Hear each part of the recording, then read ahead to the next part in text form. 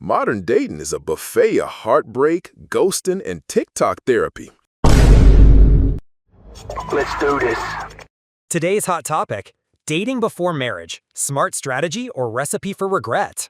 On one side, we've got Monk, who believes in knowing your partner like a user manual before signing the lifetime contract. On the other, the fearless romantic Kong, who says love isn't built in the lab, it's forged in chaos, commitment, and courage. Is dating just emotional test driving, or is skipping it like skydiving with no parachute, thrilling until you hit the ground? Grab your popcorn, hold on to your emotional baggage, and let's dive in. What's up, Mr. Monk? Glad you could swing by. Must have taken you a while climbing down from that tree of bad decisions. Let's get straight to it. Dating before marriage is like test driving a car with no engine. You're burning time, gas, and dignity, and in the end, you still gotta walk home alone. Modern dating is a buffet of heartbreak, ghosting, and TikTok therapy. People say you need experience. Nah, you need discipline, not a collection of emotional baggage and blurry exes. Study from Stanford: couples who date longer before marriage have higher divorce rates. Why? Because they build habits of instability, not commitment. So yeah, Mr. Monk, keep playing emotional roulette. I'll be over here building a kingdom, not a situationship. All right, Mr. Kong. Always a pleasure to see you, even if you do look like you're still working off last night's banana binge. You're talking about a buffet of heartbreak? Buddy, your dating life sounds like a sad little drive-through. And that Stanford study? Come on, that's like saying eating vegetables causes baldness. My research from actual happy couples shows dating longer means less divorce. Like seriously, 50% less? Why? Because you actually get to know if the person you're about to spend eternity with clips their toenails on the couch or thinks communication is just grunting. You want to build a kingdom on discipline? Good luck with that, pal. I'm building a partnership where both people know what they're getting into. Otherwise, your kingdom will be a divorce court statistic faster than you can say prenup. Oh, Monk, that was cute. Really? You out here quoting happy couples like they're Pokemon cards. Newsflash, just 'cause two people smile on Instagram doesn't mean they ain't throwing plates off camera. You think dating builds knowledge? Nah, it builds delusion. It's like watching trailers and thinking you've seen the whole movie, then boom, marriage hits, and you realize it was a horror film all along. And bro, 50% less divorce? Cool story, but research from the Journal of Marriage and Family says couples who cohabitate before marriage have less satisfaction and more fights.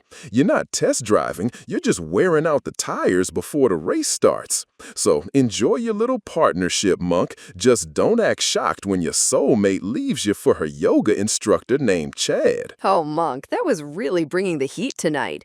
Pokemon cards, Instagram smiles. Sounds like someone's been spending too much time scrolling and not enough time actually living. You think dating builds delusion?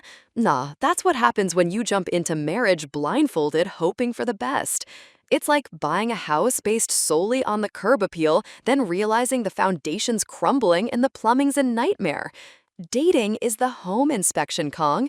It's checking for the cracks, seeing if the pipes are rusty, and making sure your future doesn't involve a lifetime of cold showers. And this Journal of Marriage and Family study you're waving around about cohabitation leading to less satisfaction, that's a classic misdirection, buddy. The real issue there often isn't living together, it's the lack of clear commitment before moving in. If you're just playing house without a serious discussion about the future, then yeah, things can get rocky. But a couple that intends to marry and moves in together to test the waters before signing the papers, that's a different story. My 50% less divorce statistic isn't some made-up Pokemon move, Kong. It comes from studies in places like the Journal of Family Psychology, showing that the longer couples date, the more time they have to understand each other's quirks, deal with their baggage before it becomes shared luggage, and build a stronger foundation. It's about seeing if their weird little habits are endearing or soul-crushing.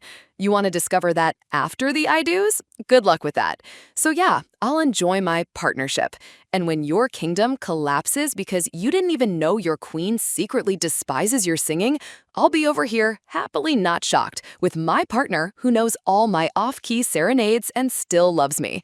You still think ignorance is bliss, Kong? Oh, Monk, you're over here talking about home inspections like you're buying a condo, not marrying a human being. What's next? Background checks and Yelp reviews? Let me break it down. Love ain't a plumbing issue. It's a covenant, not a contract. You don't test run loyalty. That's like trying to see if your parachute works after you've jumped out the plane. You either commit or you splat. And bro, cohabiting couples who intend to marry? Cute theory, but intentions don't stop entropy. Research from UVA's National Marriage Project shows that even couples with plans end up with weaker commitment muscles. You're basically doing relationship CrossFit with no trainer and wondering why your back's blown out. Dating's not a preparation phase, it's a slow leak. By the time you reach the altar, you're emotionally exhausted, full of comparisons, and asking, why doesn't my wife laugh like Stacy from 2019? So sure, you keep doing your deep emotional home inspections, Monk. Meanwhile, I'll be with someone who chose me without the circus tryouts. Just trust, effort, and zero ex-drama tagging along. Kong, home inspections for a condo? No, it's about checking if the person can handle their own emotional plumbing.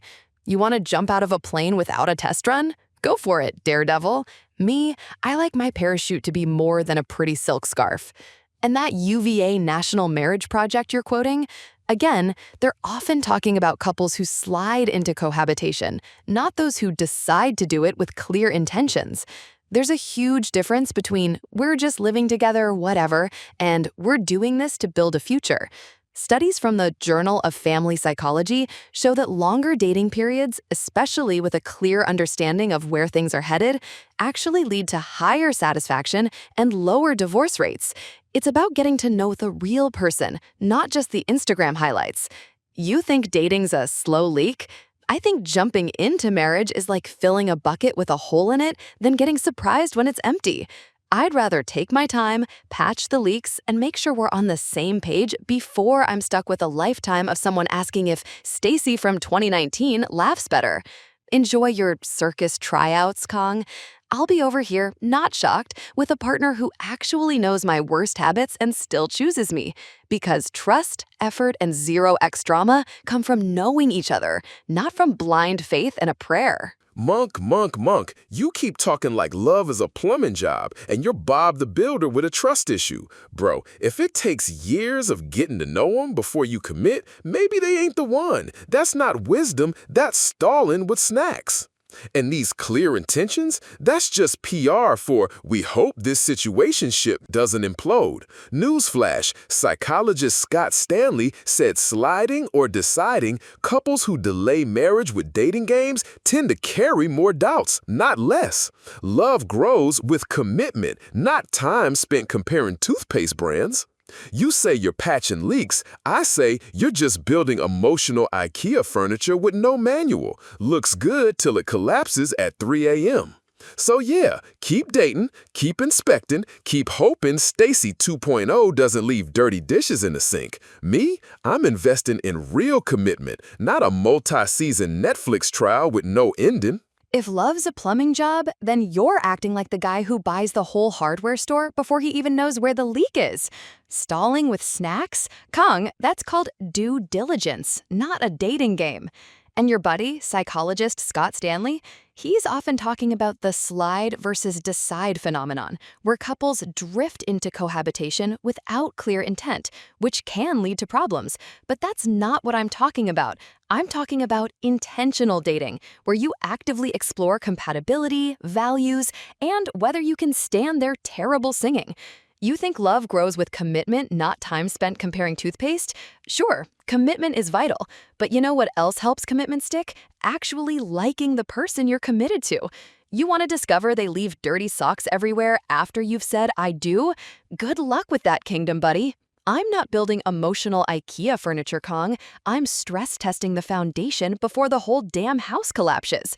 So yeah, I'll keep dating, I'll keep inspecting, and I'll keep finding a partner who chooses me, not just because I'm the first monkey to propose, but because we actually fit together. You want to jump off the cliff of blind commitment?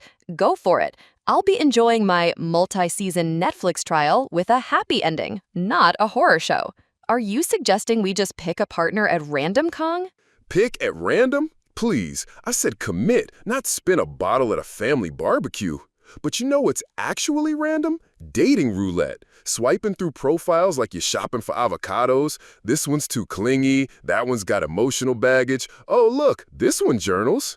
You're not picking a partner. You're building a Frankenstein of failed flings and calling it growth. You talk about stress testing the foundation. Cute. But you stress test before you move in, not by moving in and hoping the house doesn't catch fire during cuffing season. And sure, knowing someone matters, but real knowledge comes after commitment, when masks drop, habits stick, and sacrifice enters the chat. Dating gives you the highlight reel. Marriage gives you the director's cut, bloopers and all. So yeah, keep Netflix trialing your love life. Just don't act surprised when the final episode's called We Grew Apart. Meanwhile, I'll be building legacy, not vibes. Kong, pick at random. That's what you get when you skip the dating part. You think I'm building a Frankenstein of failed flings? Nah, I'm building a database of what works and what doesn't, so I don't end up with someone who thinks clean is a suggestion, not a state of being. You talk about stress testing before you move in? Exactly. That's what dating is, buddy. It's the test drive, the home inspection, the sneak peek behind the curtain. You want to wait until you've bought the whole house to find out it's haunted by passive aggression and mismatched socks? And this director's cut idea, that real knowledge comes after commitment, that's just a fancy way of saying I'm going to jump in blind and hope for the best. Sure, masks drop, but wouldn't you rather they drop before you've committed to a lifetime of picking up after someone who thinks floors are just giant trash cans? The truth is, dating provides the crucial information you need to make an informed decision. It's about seeing if their highlight reel also includes kindness, empathy, and a shared sense of humor when things get tough. You don't get that by just committing on a whim. You're talking about building a legacy, Kong, but what kind of legacy is it if it's built on assumptions and crossed fingers? I'm building a partnership based on mutual understanding, shared values, and a realistic view of each other's quirks. That's not a Netflix trial. That's smart, long-term investment. So go ahead, Kong. Build your legacy with a surprise director's cut. I'll be over here with a partner who's seen my bloopers and still loves the show. Still think ignorance is bliss, Kong? Ignorance? Nah, I just know that knowing too much before commitment is like watching spoiler videos before seeing the movie. Ruins the whole damn plot. You say you're building a database? Sounds exhausting, bro. Dating's turned into a Google spreadsheet with emotional red flags and coffee order preferences. You're not picking a partner, you're drafting a fantasy team. And sure, dating gives a peek behind the curtain, where people are on their best behavior during that phase. You're falling in love with their PR team, not the real self. Marriage, on the other hand, forces the mask off, and only then do you know if they're real or just auditioning. And come on, Monk, mismatched socks ain't the enemy. You know what is? Wasting 6 years with someone who might be the one just because they like the same Spotify playlist. You don't need 100 test drives, you need one good car and the guts to commit. Me? I'd rather marry someone with strong values and no ex-shadow gallery. You? Keep swiping for data, Dr. Munt. Let me know when the research turns into regret. Kong, spoilers ruin the plot. Buddy, if your marriage plot hinges on not knowing who you're marrying, you're in for a real-life horror show, not a rom-com. Dating is a Google spreadsheet? That sounds like your dating life, where you're probably filtering for submissive and can cook. I'm talking about actually connecting with a human being. You think people are on their best behavior during dating? Sure, to some extent, but unless your real self is a completely different species, the core traits shine through. If you're marrying a PR team, that's on you for not doing your homework. And mismatched socks ain't the enemy? No, but someone who thinks you're their personal laundry service or who secretly resents every minute spent with you definitely is. And you think you'll discover that after you're legally bound? Good luck with that director's cut, Kong. Mine includes open communication and shared responsibilities, not a surprise ending of resentment. As for wasting 6 years with someone who might be the one, you know what's a bigger waste? Wasting a lifetime with someone who definitely isn't the one, all because you were too scared to actually get to know them. I'm not swiping for data, Kong. I'm choosing a life partner based on understanding, not on blind faith and a prayer. Let me know when your legacy turns into a quickie divorce. Oof, Monk out here talking like a therapist with a Tinder premium account. Listen, connecting is cute, but knowing someone before marriage is like trying to read a novel by licking the cover. Dating gives you controlled chaos. Marriage, that's the full apocalypse expansion pack. No filters, no polite text, just raw humanity and shared grocery bills. You say I'm filtering for submissive? Nah, I'm filtering for commitment over convenience. You want open communication? Try doing that when you can't just walk away after a fight. That's where real growth happens, in the fire, not the chat bubble.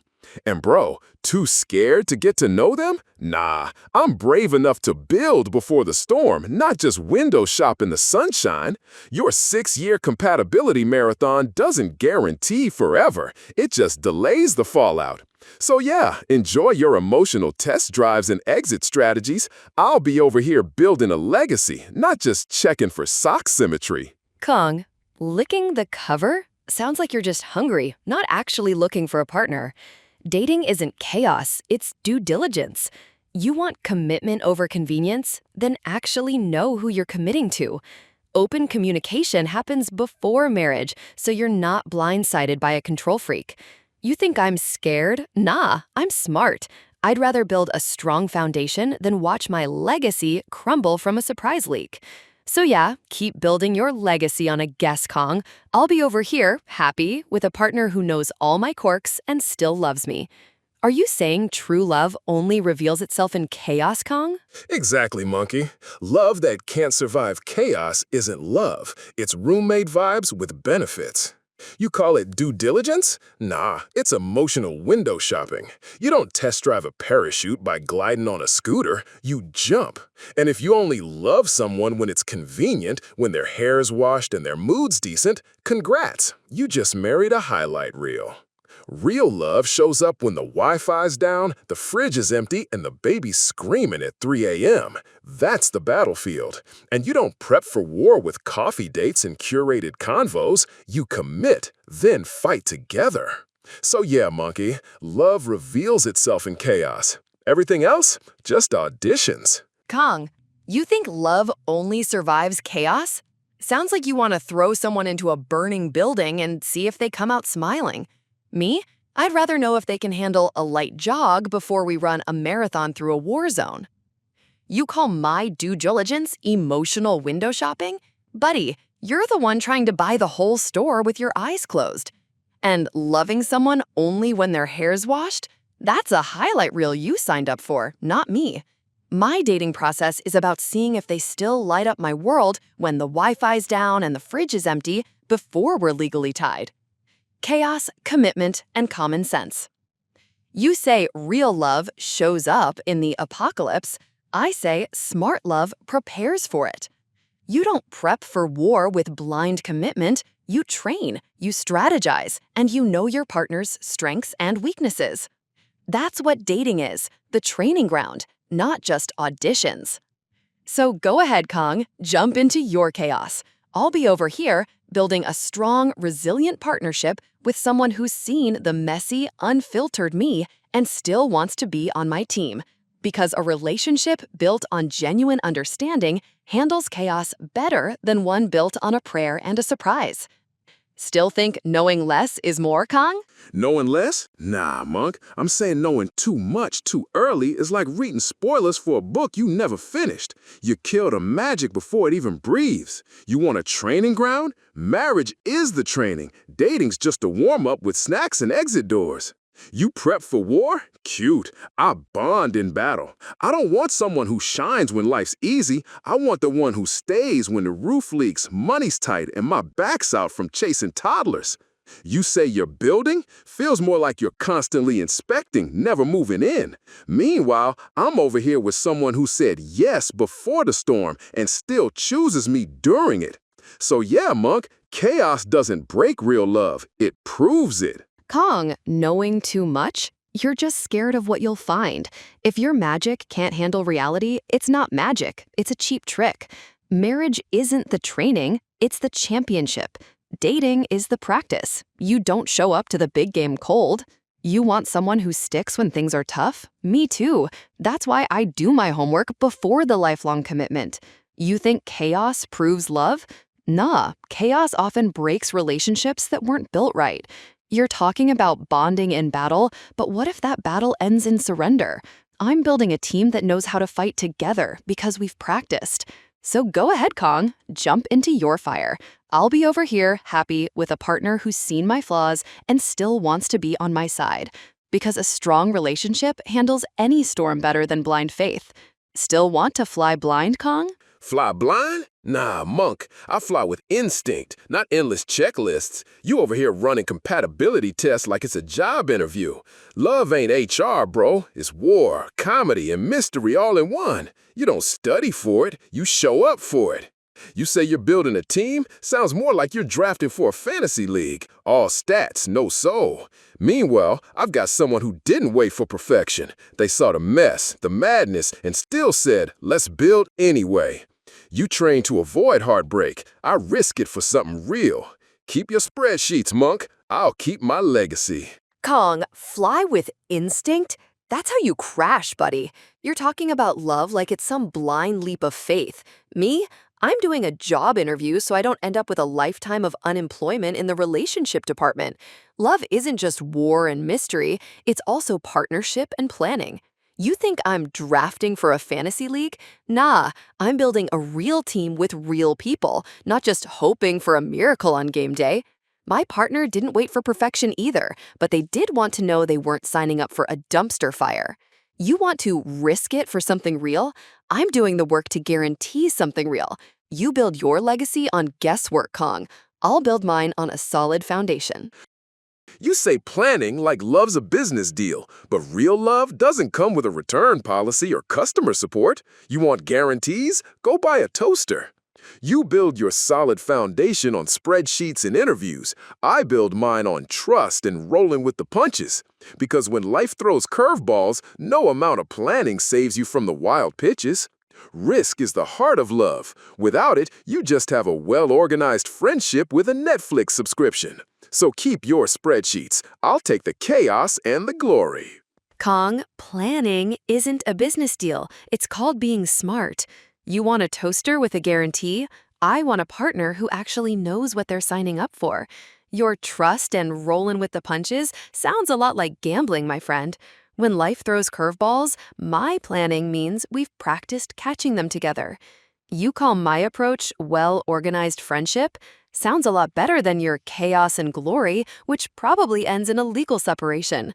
I'll take the stability and the real glory of a lasting partnership over your risky, unpredictable love any day. Still want to gamble with your future, Kong? Calling it gambling just means you're scared to bet on real love, not just a well-organized friendship. Stability is great until it feels like a slow, comfortable prison. Your practice is just rehearsing the same mistakes with better notes. Meanwhile, I'm living the real game, wins and losses included. Legal separations? Yeah, those happen, but so do second chances, growth, and epic comebacks. I don't gamble with love, I bet on it, heart first, no safety net. And sometimes that's the only way to win big. Kong, scared to bet? Nah, I'm just not an idiot. You call it a well-organized friendship, I call it a smart investment. You want a comfortable prison? Sounds like someone's already feeling trapped in their own mind. My practice isn't mistakes, it's learning. You're living the real game, hoping for a comeback. Me? I'm playing to win from the start. Legal separations happen, yeah, but so does avoiding them with a little foresight. You don't gamble with love? You literally just said you bet on it, heart first, no safety net.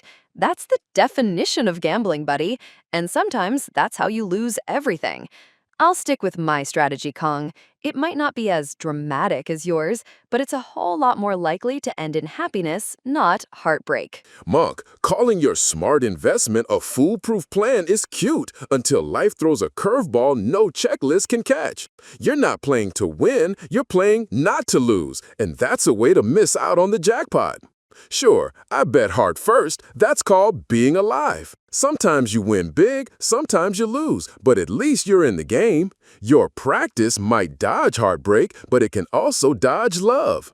I'll take the drama with the chance of fireworks over your calm, quiet meh any day. Keep your spreadsheet, love. I'll keep my wild ride. All right, Kong, I'll give you this much. We've certainly had a wild ride debating this. The reality of relationships before marriage. While I've been championing the idea of getting to know someone thoroughly, even I have to admit there's a flip side. Sometimes all that due diligence can indeed turn into what Kong called emotional window shopping. You spend years test driving, and honestly, for some folks, that endless searching and comparing can lead to more harm than good. You build up a history of almost relationships, heartbreaks, and doubts, and that baggage doesn't just magically disappear when you finally do say I do. It can make genuine, trusting commitment harder down the line. It's like wearing out the tires before the race even begins. So while I still believe in being smart about who you choose, I can see how, for many, the continuous cycle of relationships before marriage can ultimately create more weariness and cynicism than true benefit. Sometimes too much experience just means you're too tired to appreciate the real thing when it finally arrives. And that's a wrap for today's showdown. Next episode, we're diving into the uncomfortable truths about infidelity, the stats, the signs. We'll also talk about who not to marry and who might actually be worth the risk. So if you value practical insights, real stats, and conversations that actually help you make smarter life choices, hit that subscribe button, give the video a like, and turn on notifications so you don't miss what really matters.